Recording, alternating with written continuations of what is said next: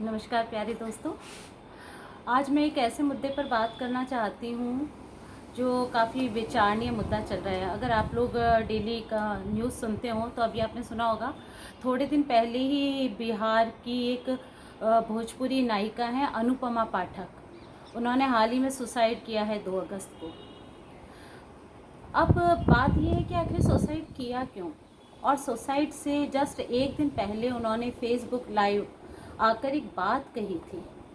उन्होंने ये कहा था कि अगर आप किसी को भी अपना दोस्त समझकर अपनी समस्या बताते हैं या उससे अपने मन की बात को शेयर करते हैं और उसे ऐसा लगता है कि आप बहुत ज़्यादा डिप्रेस हैं और आप शायद आपके मन में मरने तक का विचार आ रहा है, तो चाहे आपका कितना ही अच्छा दोस्त या रिलेटिव क्यों ना हो, वो आपके उस बात को सुनकर आपसे दूर होना शुरू कर देगा। क्योंकि उसे ऐसा डर लगने लग जाएगा कि कहीं आप डिप्रेशन का शिकार हैं, कहीं आप कुछ कर ना लें तो कहीं उसके ऊपर ये इल्ज़ाम ना आ जाए। तो वो कितना ही अच्छा दोस्त क्यों ना हो, वो आपसे बात करना बंद कर देगा, आपसे एक दूरी बना लेगा। इसलिए हम नहीं सोच सकते कि लोग कहते हैं कि अपने मन का जो दुख है वो हल्का करना चाहिए, वो लोगों के साथ शेयर करना चाहिए। लेकिन कहाँ, जब हम अपने मन का दुख या बात किसी से शेयर करना चाहते हैं तो कितने लोग हैं जो उसे सुनते हैं, और फिर कितने लोग हैं जो उसे सुन कर के समझते हैं। दूसरी लाइन उन्होंने एक और कही थी कि अगर आप दूसरों को अपनी वो बात बता भी देंगे तो लोग क्या करते हैं, दूसरों के सामने आपकी उस बात का मजाक बनाते हैं, मजाक उड़ाते हैं और ख़ुद तक उस बात को सीमित ना रखकर कई व्यक्तियों तक उस बात को पहुंचा देते हैं, तो आपको उपहास का पात्र बना दिया जाता है। तो इसलिए किसी पर भी भरोसा ना करें, बल्कि आप खुद ऐसे इंसान बने कि लोग तो आप पर भरोसा करें लेकिन आप खुद किसी पर भरोसा ना करें।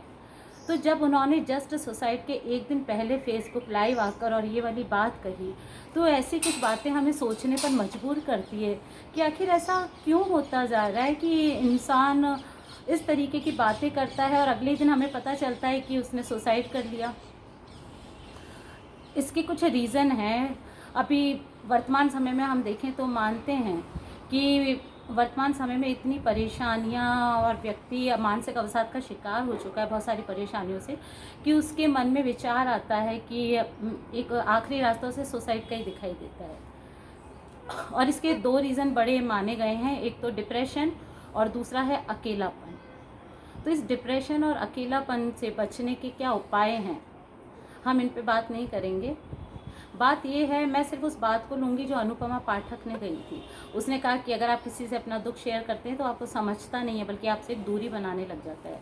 तो मैं आप सब लोगों से एक ही बात कहना चाहूँगी कि अगर कोई व्यक्ति हम पर विश्वास करके हमें अपना कोई भी दुख शेयर करता है, अपने मन की पीड़ा को बताता है, तो हमारा फ़र्ज़ बनता है कि भले से हम उसके लिए कुछ ना कर सकें, ज़रूरी नहीं कि उसकी बात सुन के हम उसकी हेल्प कर पाएंगे, लेकिन कम से कम हम किसी व्यक्ति के दुख को सुन तो सकते हैं, सुनकर उसके मन को हल्का तो होने दे सकते हैं।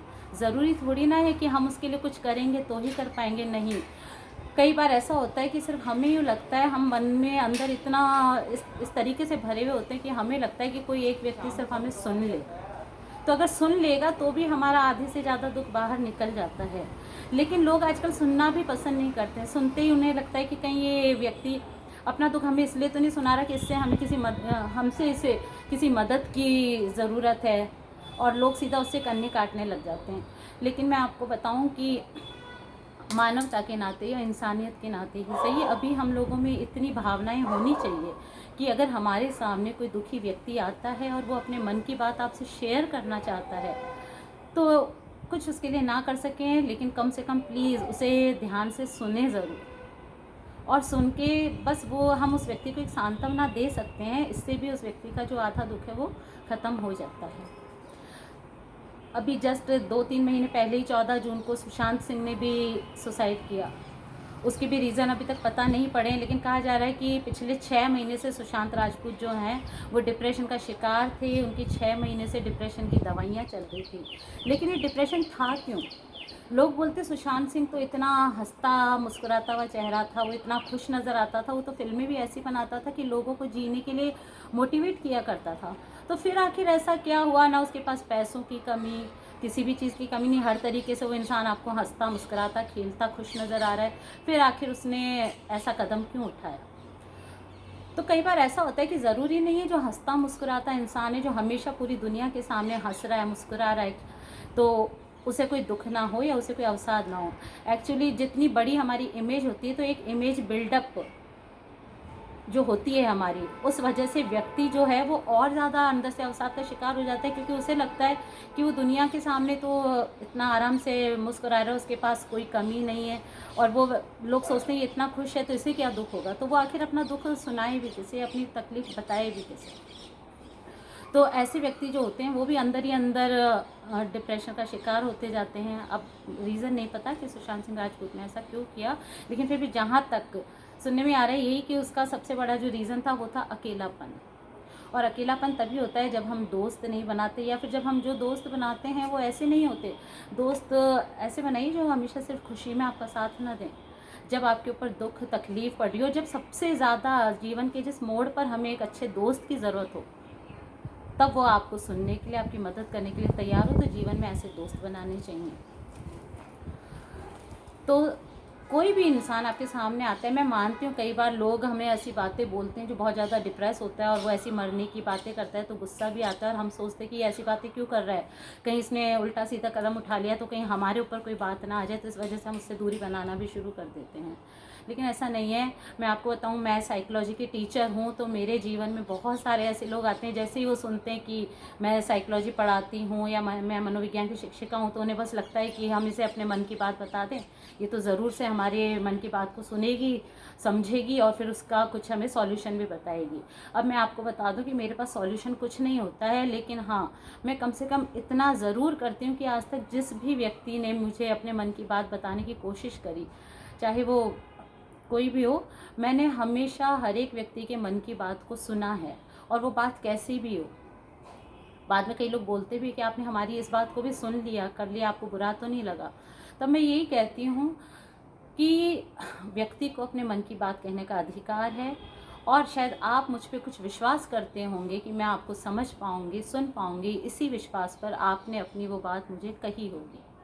तो अगर सिर्फ मुझे अपने मन की बात सुनाने से आपका मन हल्का होता है, या आपको ऐसा लगता है कि मेरा दुख थोड़ा सा कम हो गया है, तो उससे मुझे क्यों बुरा लगेगा। मुझे तो खुशी होगी कि चलो मैं किसी के कुछ तो काम आ रही हूँ, कि कम से कम लोग मुझ पे इतना भरोसा तो करते हैं कि हाँ, हम इस व्यक्ति को ये वाली अपनी मन की बात बताएंगे, तो एक तो हमारा मन हल्का होगा, और ये शायद ज़रूर कुछ ना कुछ हमें समाधान भी बताएंगे। अब समाधान बताते हैं, समाधान बताने के नहीं होते हैं वैसे, बस यही है कि ये आपके, इसके लिए थोड़ी 2-4 बातों को फॉलो करना पड़ता है कि जीवन में सबसे ज़्यादा, एक तो आपको पहले नंबर पे जो चीज़ है वो है खुद पर विश्वास।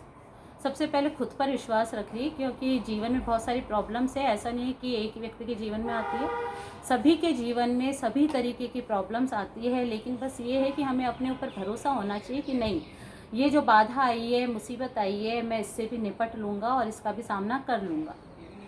क्योंकि जो परिस्थितियाँ, विपरीत परिस्थितियाँ जो हमारे जीवन में आती है, तो मैं आपको सच बताऊं, वो हमें तोड़ने के लिए नहीं आती है, बल्कि वो विपरीत परिस्थितियाँ हमें मजबूत बनाने के लिए आती है।